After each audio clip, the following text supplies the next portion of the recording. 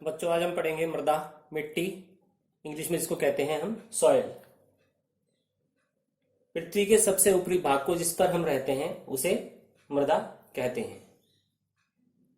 यह मृदा चट्टानों के टूटने से और बहुत वर्षों के बाद बनती है जिस पर हम रहते हैं। अब हम पढ़ेंगे मृदा किन हिस्सों से बनी हुई होती है। तो जैसा आप देख रहे हैं कि मृदा के हमने दो हिस्से किए हैं, एक है ठोस मृदा और एक है रंध्रावकाश। जो ठोस मृदा है वो दो चीजों से बनी हुई होती है, एक तो मृदा खनिज से और एक जैविक पदार्थ से।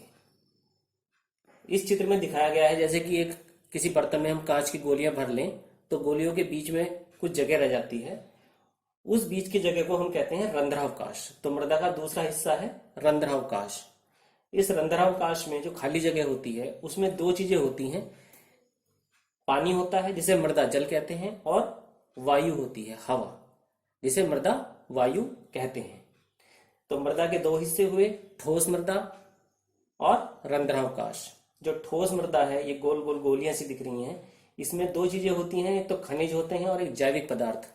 और जो रंध्रावकाश होता है उसमें जल और वायु होती है। तो ये तो मृदा का संगठन हो गया। अब इसमें हम देखेंगे कि इन चारों चीजों की मात्रा कितनी कितने प्रतिशत होती है। तो अगर हम मृदा को एक 100 भाग मान लेंगे तो हम देखेंगे कि मृदा में जो खनिज है वो 45% होता है, जैविक पदार्थ 5% होता है, मृदा जल 25% होता है और मृदा वायु 25% होती है। यानी कि कुल मृदा का आधा भाग जल और वायु से बना होता है और आधे भाग में खनिज होते हैं और थोड़ा सा जैविक पदार्थ होता है। अब हम देखेंगे कि जो मृदा है वो कितने प्रकार की होती है। मृदा में हमने ये जो वृत्त बनाया है इसमें हम संगठन भी देखेंगे और कितने प्रकार की होती है ये भी देखेंगे। तो सबसे पहले देखेंगे हम सिल्ट है, जिसको हम गाद भी कहते हैं, सिल्ट या गाद। तो सिल्ट में ज्यादातर जो मात्रा होती है वो सिल्ट की ही होती है, बालू बहुत कम होता है, थोड़ा सा होता है। सिल्ट यानी कि गाद। दूसरे प्रकार की मिट्टी होती है, इसमें बलुई दोमट कहते हैं। बलुई दोमट मिट्टी वो होती है जिसमें बालू और सिल्ट यानी कि रेत और सिल्ट बराबर बराबर मात्रा में होता है और थोड़ा सा उसमें क्ले यानी कि मृत्तिका भी होती है। फिर चिकनी मिट्टी कहलाती है वो जिसमें ज्यादातर हिस्सा 70% हिस्सा लगभग होता है मृत्तिका का और थोड़ा थोड़ा 10-10, 20-20% हिस्सा होता है उसमें बालू का या सिल्ट का। फिर होती है दोमट मिट्टी।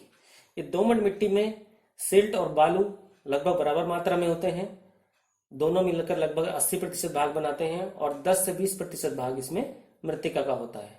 फिर आती है बलुई मिट्टी।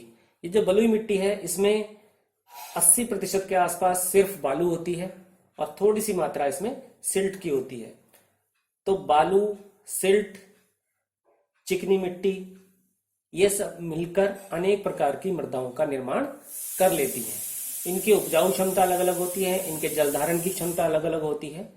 जल धारण क्षमता के विषय में हम देखेंगे इधर। ये जल धारण क्षमता निर्भर करती है कि मिट्टी या मृदा का संगठन कैसा है।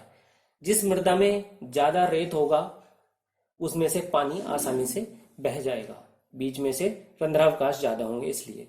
जो सिल्ट होगी उसमें पानी सोखने की क्षमता ज्यादा होगी और बहुत थोड़ा पानी उसमें निकलेगा, यानी कि पानी उसमें भरा रहेगा ज्यादा। और जो मृत्तिका होती है जिसको हम आम भाषा में मुल्तानी मिट्टी भी बोलते हैं, उसकी पानी को रोकने की क्षमता सबसे अधिक होती है। आप देखेंगे कि यहाँ पानी बहुत सारा ऊपर से गिर रहा है लेकिन निकलने वाली 1-2 बूंद ही है। तो मृदा कणों के आकार और जल रोकने की ये क्षमता इसमें दिखाई गई है। तो ये मृदा कणों की उपस्थिति के आधार पर मिट्टी के प्रकार और मृदा का संगठन